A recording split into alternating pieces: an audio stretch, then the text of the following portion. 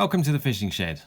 I thought I'd do today a little explainer on Plomb Pallet and how it's made, what you need to think about, what you need to make them, where you might get them from, and everything that I've learned in trying to make and fish with this technique.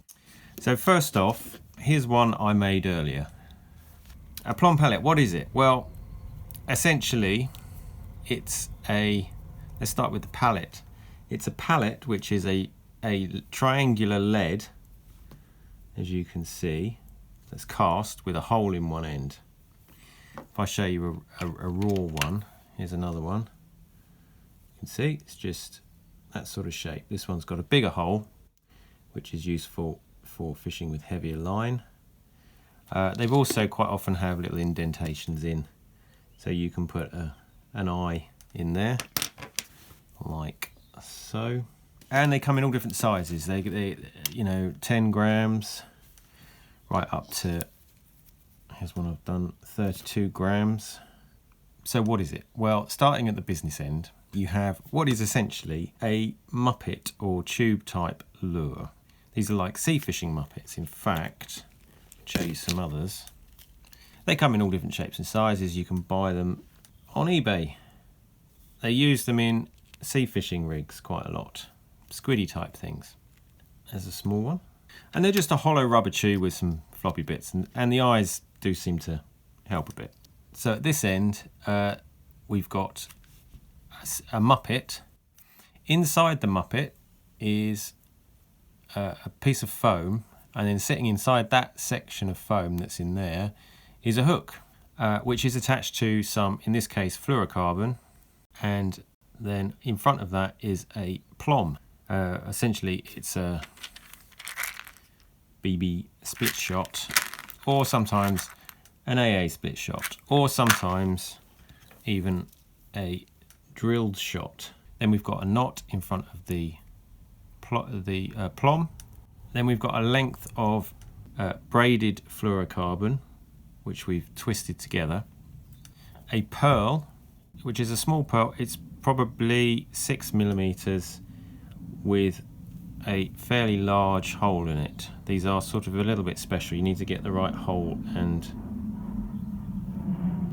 so they slide nicely, and they also stop on knots. Then we've got the pallet itself, which also has a small piece of plastic which I've put in, which helps slide up and down on the fluorocarbon. Most of the adaptations I've done to this from your standard kind of build, and a lot of people on the internet have shown lots of different ways of making these. Most of my adaptations are to either make it swim better or to make it last longer as a rig. So you've got your pallet, which is sliding up and down about 1.5 inches of section of braided line, which then stops at a knot. Let's see if I can show you that. So the Plomb Pallet can basically slide up and down like that. Now, what happens is you drop it in the water, and the Plomb Pallet goes to the bottom. When you pull the rod up, obviously it comes up 6 inches, and then you let the line free fall. And what happens is the whole thing kind of flicks in the water, and then the pallet drops down the line like so. As it does this, it sort of accelerates and it gets itself going, and then it pulls the lure behind it, a bit like a kite with a tail. And what this does is it stabilizes the fall of the Plomb Pallet through the water, and it makes it swim sideways. So if you imagine your line's going up vertically, and you pull it up and you release it, and what happens is it swims out sideways. And each time you pull it up, it swims out in another direction. And it also, as it swims, it has a lot of action to it. It kind of swims through the water a bit like a fish, right? There's my impression of it swimming through the water like a fish. And this is what really makes it very lethal, because it triggers particularly perch and zander. The zander, they'll be on the bottom, and you'll be lifting it up and down, and it will be running out and annoying the hell out of them, and they will take it. And the perch, the thing that seems to really get them, and I've watched them doing it because I've had perch follow up to the surface before or in the shallows where I can see what they're doing, is that momentary pause for the lure when you drop it, as the weight runs down here before it accelerates away. That momentary pause sort of makes the lure flick up, and it sets the perch off. And then the moment that it starts to accelerate away, the perch just go for it. And then the other time they hit it is when the lure hits the bottom, like so. With the foam in it, the lure sort of does this. It slowly rises, so you can wait a second, then it will get hit. The Zander quite like to hit it that way. It's a bit of a finesse process. There's a lot of different things you can do with the fishing of it to trigger bites, which you'll see in the lure fishing video we did for October. So I'm going to try and show you, if I can, how I make my rigs up, and explain to you what I'm doing along the way to see if that's helpful. I should say at this point probably that this technique was invented by a guy called Christian Kochard, I think is the right way to say his name, and is trademarked, and I think De La Lande own or hold or register the trademark on the name Plomb Pallet. So they are the root of Plomb Pallet fishing. There is also companies that sell active jigs. There's a lot of independent anglers that make up these and sell them. You can also buy these Canal active jigs, as they're called. They're not allowed to be called Plomb Pallets, obviously. These are good, and what I'm going to do is I'm going to take one of these apart and show you what I do to make it better, and in the process show you how to make one. Just briefly, the Plomb Pallet is not primarily a pike fishing technique, but it does of course catch pike. So sometimes, if it's required, I will replace fluorocarbon with a length of AFW Surflon Micro Supreme, or any other sort of very, very flexible knotted wire. It wants to be flexible because obviously it's going to have this lead jiggling about on it, and that tends to kink just normal trace wire, but you can make it, and then you see that's knotted to fluoro at the other end. This particular one is a slight adaptation. It's got a drilled shot, and then instead of an octopus I've made a fly out of bucktail, and this works pretty well. It's a very heavy, this is like a 32 gram. I use this on days when we're fishing deep, or it's very windy, or we're hunting bigger fish. So this is a Canal active jig, and this is how they come straight out of the packet. So you've got the lure, it's got a piece of foam in it, it's got a standard hook. These are quite nice hooks. They have little barbs on the outside which you have to crush. I generally fish with a barbless hook. I don't really see the point. It's going to be more of a problem when it goes in you than when it goes in the fish. And then, interestingly, on the Canal ones, they lack the plomb. So a quick way of making these work better is straight away to put a BB shot on that section of fluoro. The BB shot helps the lure nose down, which helps with the acceleration of the pallet, and then helps with the planing out, is what I found. Another element that changes the sort of the planing element of the lure is how long the tail is versus the weight of the Plomb Pallet. Obviously a big lure makes too much drag, the thing will just go down vertically, and too little drag, the thing will just go down vertically. You need to balance the weight of the Plomb Pallet, that's a 15 gram, it's got an eyeball on it, with the drag that's created. These Canal lures are made up with 0.33 fluorocarbon, and they've got a range of colours. They come in this sort of white, which is good for Zander, a perchy colour, which has been good at times, depending on the thing, but maybe not as successful as you might imagine for a fire tiger.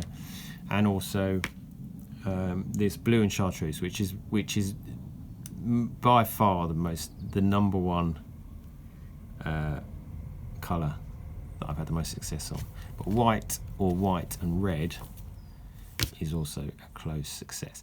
White and red, you won't be surprised, maybe more pike on that than any other colour. Another thing worth mentioning is that when this is at its shortest, the hook should be well within the length of the pallet. If I'm showing you that there. This does two things. It stops the hook from catching around the pallet, which would then render it useless. And also the fish are going for the pallet and the lure at the same time. You don't want the two things too far apart, otherwise you're not going to hook, the right end of the fish.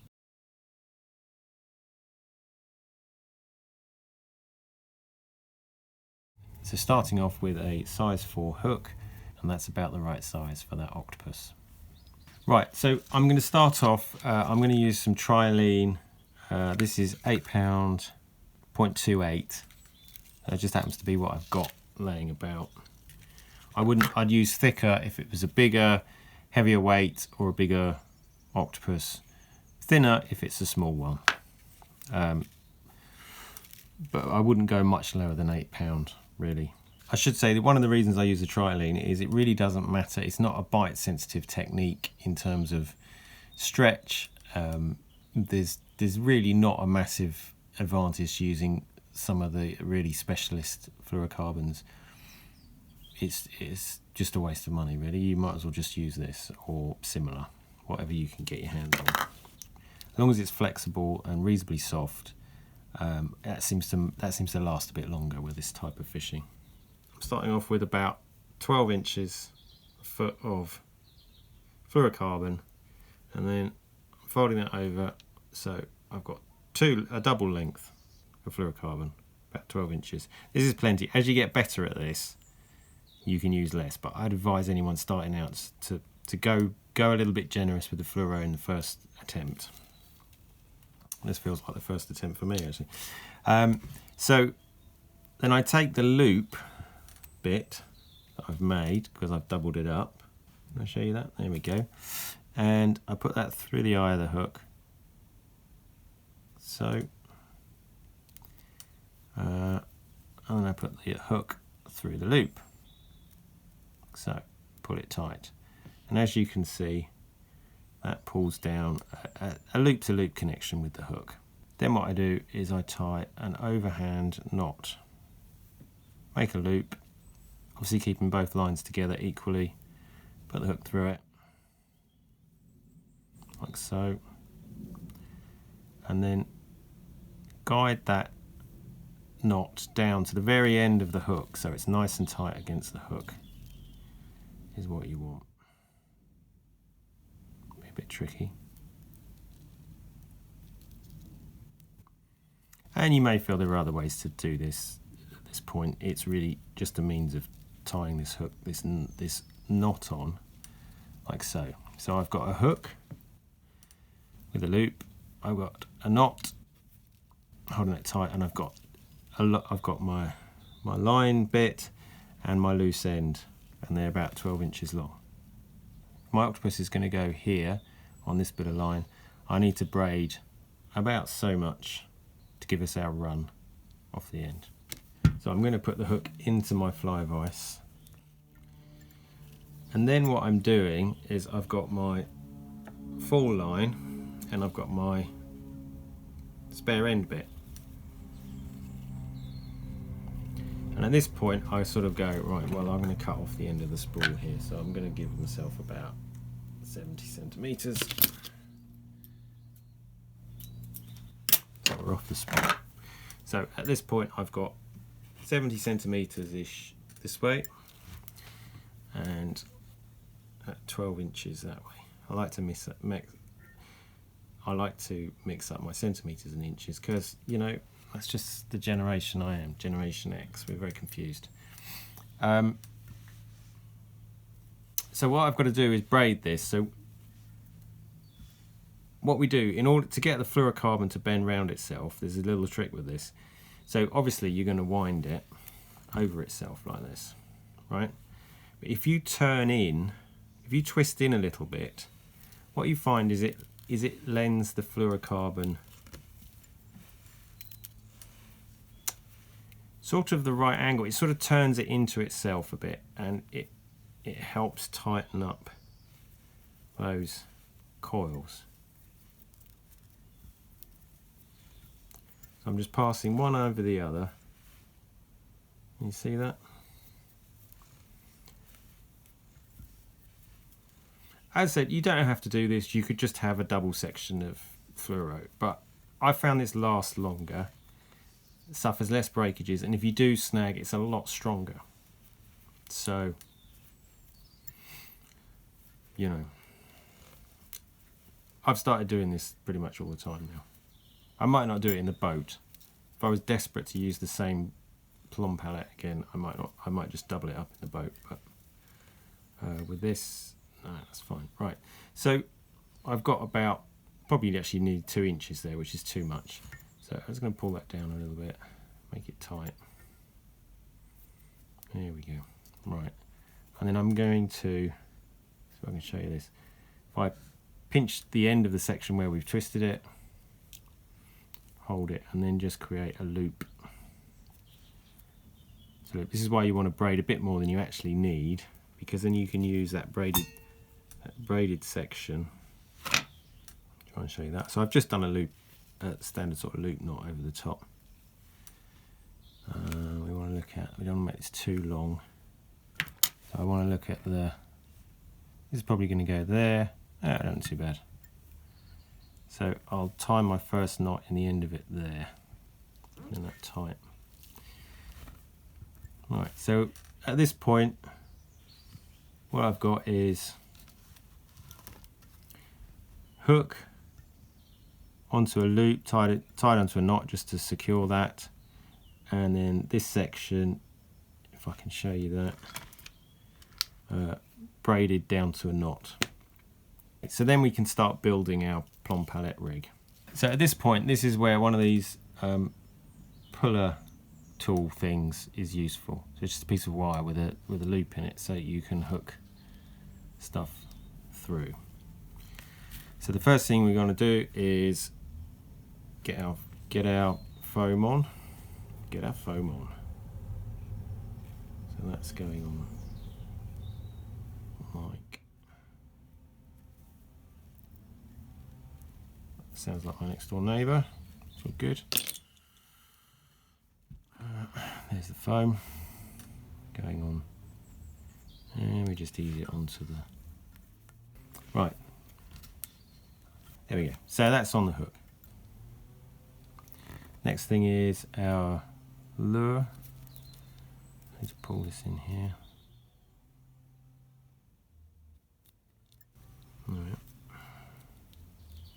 It's coming through. And then our lure goes on, like so.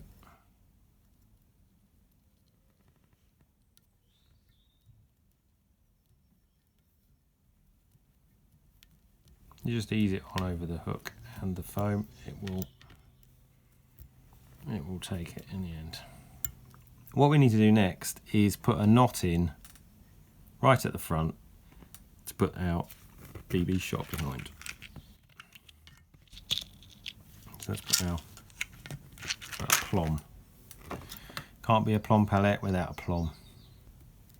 As I said, they don't put the plombs, they don't put the shot on the canals, and it's the best way to improve them straight out of the box. If you buy one of these, and they're probably not a bad way to start just to get the hang of it, the first thing to do is put a BB shot on the front. It will make a huge difference to how vertically and how horizontally the lure behaves, and the further it swims, the more deadly it is, I've found. So there you go, I've tied a little knot right in front of that pearl. So that's to secure it, and it will protect it. The next thing to do is to put the pearl on. These pearls have got slightly larger holes, and that means that you can get them over the knot.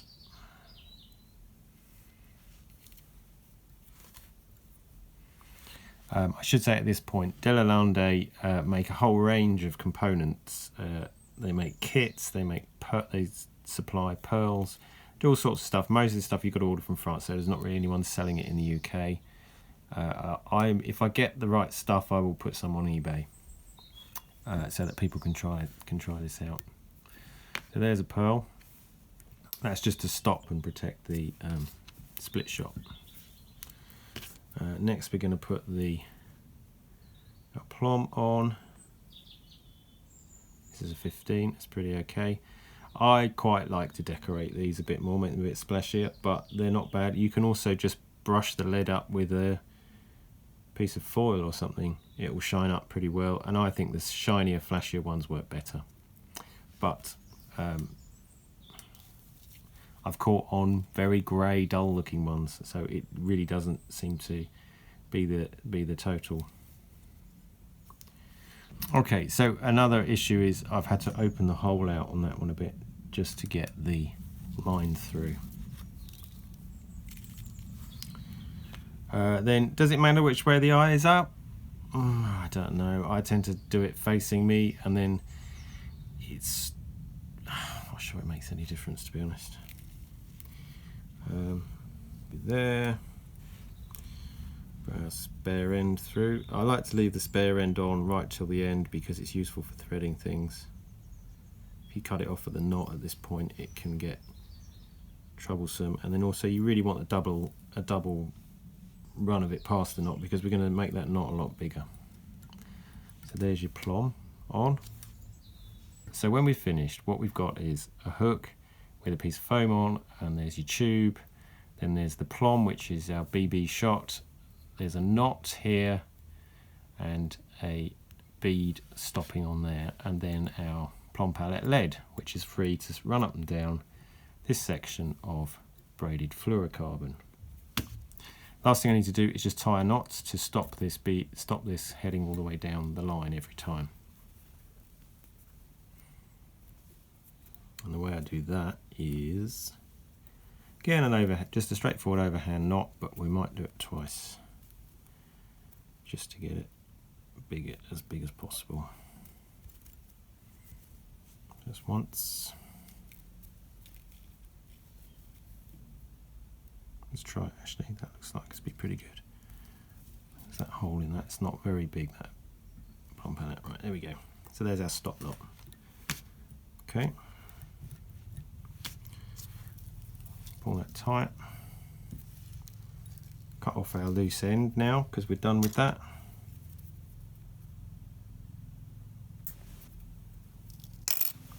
And that's your Plomb Pallet rig. I guarantee you will catch fish with this. I also guarantee that if you fish it in snags, you will snag and lose it. So really, this is a system that works very well when there isn't lots of snags and when there isn't lots of weed. You could rig one with a sort of weedless effect, or a gape, a single hook, might be. But where this comes into real play is deep water, perch and zander, fishing vertically or nearly vertically, or if you're fishing really big gravel pits, you can cast these things a mile and work a huge area with them. I used to have one of these in my bag as my kind of go-to. I'd fish this when all my other expensive lures had failed to catch fish, and it would be the thing that saved a blank on many occasions. And then actually, as I developed this a bit more and got to understand it a bit more, I fish it all the time now, and I catch absolutely tons of stuff with it all the time. It's absolutely lethal. It's caught fish in places and nothing else has caught fish. So good luck. I'll put some links below. If I get some of these, I've got some molds and things, I'll get some of these online maybe, if people want to get hold of them and try this out. Otherwise, the canals are not a bad place to start. There's other active jigs. Pêcheur.com, I think, is where I've got most of mine from. There are other mail order places as well. They're quite expensive. I would say if you're fishing in a canal, just get a small one. Get something like a 10-12 gram. And if you want to fish at a deep water like Grafham or something, then go for something more, 20 gram, something like that. To try it out, see how you get on. I'd advise just getting a couple to start with and see how you get on. One other thing is that the classic way of making these, the line runs through a piece of PVC pipe to the plomb and the pearl, and then it's on the back of there. And this actually works very well. You don't even really need an octopus. If you've got the plastic pipe, it will work. And it's actually very effective, and the perch really like it. They really like it. For some reason, they really go for this red pipe, or orange pipe is quite good as well. So you can try that. If you've got a triple hook and you can get some PVC pipe, and you can get one of these off eBay, you're good to go. And I mean, if you do it that way, it's going to be pence to set these things up. It's a lot of fun. Catch when your friends are not catching. A great way to store these is on a piece of pipe lagging, because you can put the hook in, put the Plomb Pallet in the slot bit, and then tighten it up with the line and tuck the swivel in on the end. It means you can take a whole range of different colours to try, and they're easy to unwind and restore while you're in the boat or when you're out and about fishing. It's a lot easier than they do tend to get all tangled up all the time. Yeah, it's a good thing. Also, it floats mostly if you drop it over the side. It gives you a few seconds to find it. Right, well, let me know how you get on. It'd be really good to see what you catch. And tight lines for now, and look forward to seeing you again on another one of our films. Cheers.